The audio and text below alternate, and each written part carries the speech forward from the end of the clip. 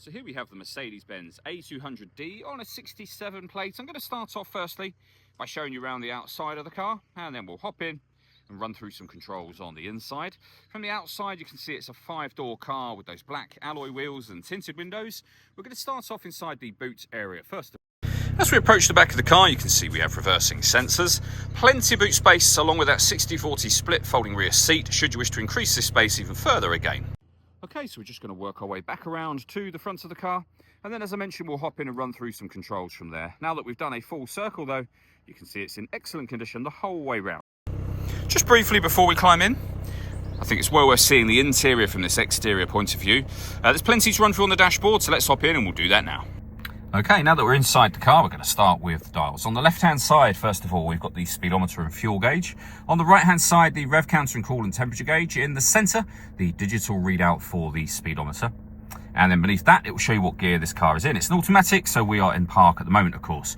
You can change that information displayed in that central section for various bits of trip computer info. You can also get the total miles for the car displayed there. They are 59,807. If we back out to the steering wheel next, the buttons I was just using are here. We have our stereo and phone controls over on the right hand side. The button to start and stop the engine is just here. You just need to make sure the key is in the vehicle with you. And behind the steering wheel, the minus and the plus paddle so that you can change up and down a gear manually with this automatic gearbox. Over into the centre next, we have the main screen for the car. So I'll show you the menus in a moment. Ultimately, if you want to listen to your own music, you can see me navigating my way around the different options that you have for doing that.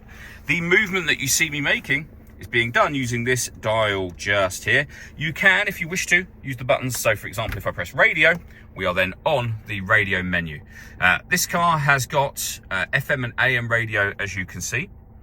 We've also at the top here got the ability to pair your phone. We have the media menu, which is the one we were just in, radio, and then also navigation as well. I'm using the dial for everything that you see me doing there. So very easy to use, very intuitive, particularly if you're driving a car at the time, of course. And there we have a reversing camera as well. Working our way back down with the main volume for the stereo, we have our CD player. The physical buttons that I mentioned just a moment ago, along with the ability to answer and end phone calls. We have a heated driver's seat with 3 heat settings and the same for the passenger side. Underneath that, we have dual zone climate control.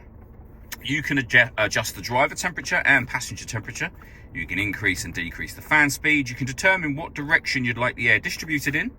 And then when you're happy with those settings, that's your air conditioning now turned on. The same button will turn that off again. Or hit auto. The car will now maintain the temperatures you've asked for by taking full control of the fan speed and direction of the air for you.